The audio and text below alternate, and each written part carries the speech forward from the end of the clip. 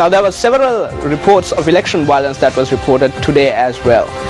News First Madhushka Balsuri, who is at the News First Center, has details.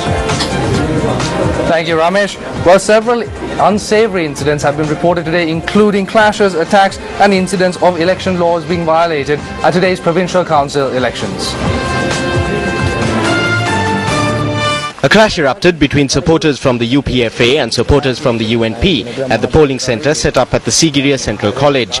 According to the police, 2 persons who were injured in the clash were admitted to the Sigiriya hospital. We came out after casting our votes. Pramitha's vehicles arrived and they stopped near the post office. After that, they asked us what we were doing here and started attacking us.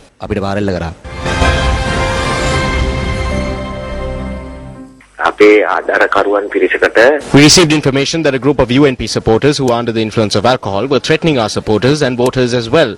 I heard that there had been an incident. I don't know the details. Meanwhile, a group who was distributing leaflets near a polling centre was arrested in Anamaduwa. The Anamaduwa police say 5 persons who were distributing leaflets near the Wimalaratna Kumaragama Vidyalaya in Thalgaswawa, Navagatte Gama were taken into custody.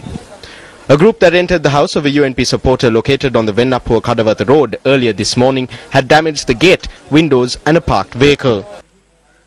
I saw Arundika. As I saw him, I ran into the house. They commanded me to stop and said they would shoot and kill me if I didn't. I closed the door and went inside, but they broke the gate and came in. Then using my ladder, they hit the door. I ran away from the back entrance. I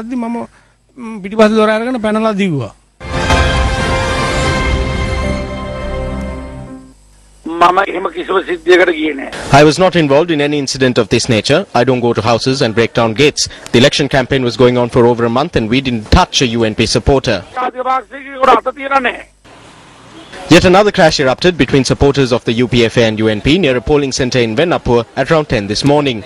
According to the police, the incident took place near the Boralassa Mahavidyalaya in Vennapur. This is a stock of cards that had been left near the polling centre at the Nugawala Boys School in Kandy. The preferential number of a candidate was printed on these cards. Our cameras captured how police officers were seen removing election propaganda posters in the Yatyawala area in Kandy today. A house of a UNP supporter in the Melsiripura area in Kurunagala was attacked at around 2 this morning. A group arrived at around 3 and banged on the doors asking for Janaka. I said he is not at home as he has gone to office. I didn't open the door, but they kicked the door and came in. Then they held me from here and pushed me aside while scolding me using profanity. They asked me whether Janaka was in. I said no. I then ran towards that side. Then they smashed everything inside the house. The police say they have been informed of the incident. And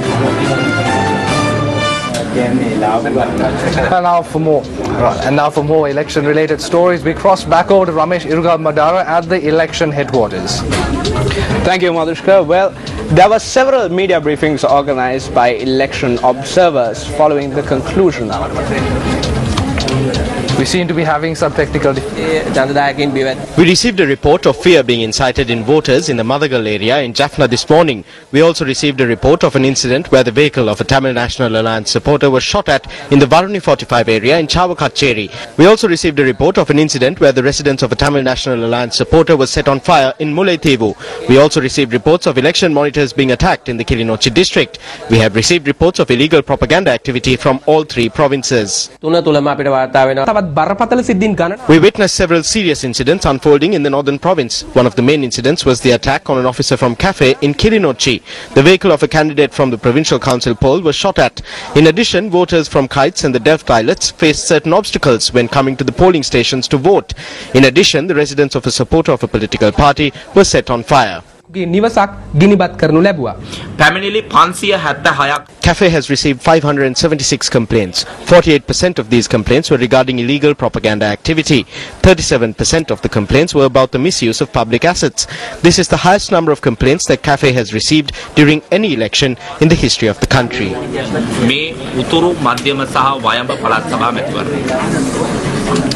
Now, News First, of course, will be continuing our special election coverage for the Provincial Council results.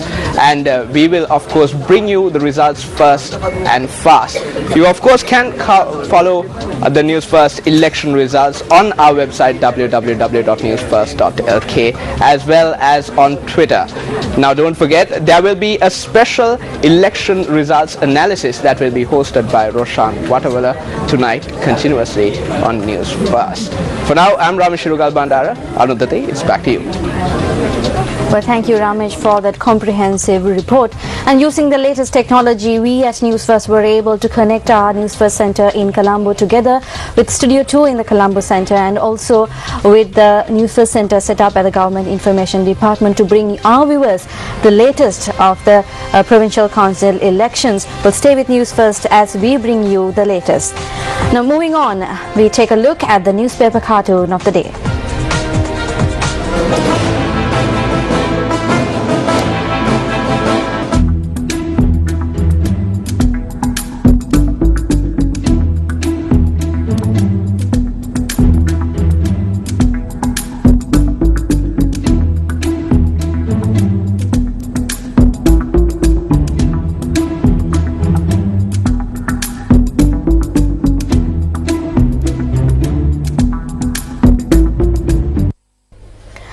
In other local news, the managing director of the Udaya newspaper says that a dummy newspaper similar to the Udaya newspaper was published and distributed in Jaffna today.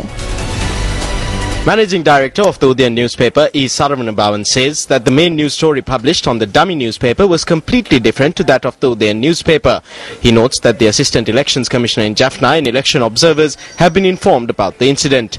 Kirti Tennakoon, Executive Director of the Campaign for Free and Fair Elections or CAFE, says that he received information about the dummy newspaper. The main headline on the Udayan newspaper today was Rights, Privileges or End of History Today. However, a dummy newspaper has been published carrying a headline that is completely different. This was done by a group that is against the election. The headline of the dummy newspaper is Anandi, who joined the government, is rejecting this election. Tamil Arasu Katchi, think when casting your vote.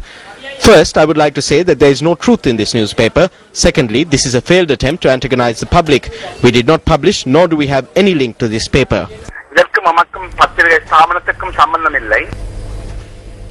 On Words of Wisdom tonight, we feature the words of Augustine of Hippo or Saint Augustine, an early Christian theologian whose writings are considered influential in the development of Western philosophy.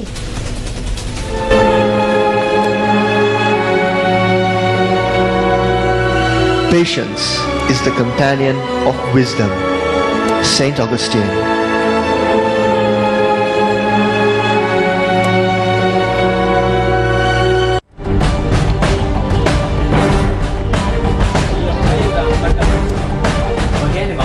President Mahendra Rajapaksa engaged in religious observances at the Panipiti Sri Devaram Mahaviharya last evening.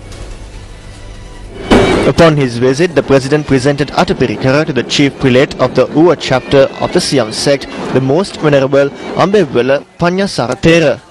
The Chief Incumbent of the Sri Devaram Mahaviharya, Venerable Kolonnave Sri Sumangala Thera, invoked blessings on the President. The President also inspected the museum at the Viharya.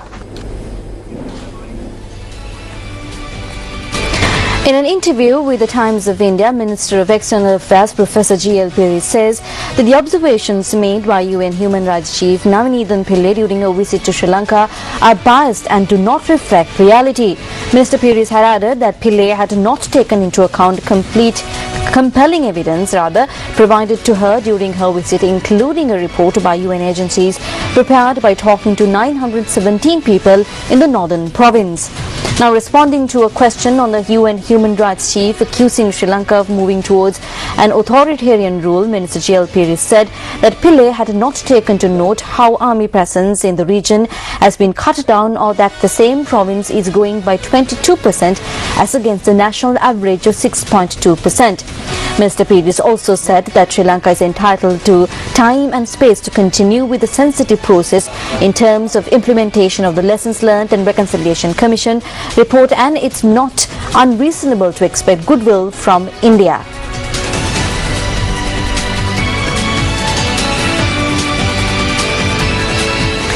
The BBC World Service, quoting British police sources, reports that a Sri Lankan Airlines plane travelling from Colombo to Heathrow has forced to make an emergency landing. It adds that 2 men were arrested on suspicion of endangering the A330 Airbus, which was carrying 267 passengers and crew. The Essex police boarded the aircraft shortly after 7:30 BST and arrested the pair. The remaining passengers were taken to a reception centre and were due to be transferred to Heathrow. News First contacted Deepal Pereira, Manager of Media Relations and PR for Sri Lankan Airlines, to comment further on the matter. Sri Lanka flight UL 503 flying from Colombo to London to Heathrow Airport were diverted and landed safely at Stansted Airport due to bomb threat claimed by a passenger. Passenger concerned is a British national who has been deported from Sri Lanka due to overstay, and during the descent to London Heathrow Airport, he has threatened one of our crew members that he's having a bomb in his baggage, and he has threatened our crew. So upon that, captain has informed the London control tower. Thereafter, the flight was diverted to land at Stansted Airport, which is capable of handling such situations. After that, it was found that the claim by the passenger was false, and the 2 passengers concerned has been arrested. Secretary to the Ministry of Finance and Planning, Dr. P.B. Jayasundara, says exporters in Sri Lanka had to perform under extremely difficult conditions. The Treasury Secretary made this observation at the 21st National Chamber of Exporters of Sri Lanka's Export Award ceremony held in Colombo yesterday. The award ceremony was attended by numerous prominent members of the country's business community. I'll be proud of the exports community because in 10 years, you have doubled as a group your outcome. B, you diversify the product range. And C, you perform under extremely difficult conditions, proving your competitiveness, proving your productivity improvement, and proving the economic capabilities. And in sports news, the Sri Lankan Sevens team qualified for the semi-finals of the Asian Rugby Sevens in Thailand today. In the preliminary round held today, the Sri Lankans defeated Kazakhstan 26-5 and went on to beat Chinese Taipei 15-12.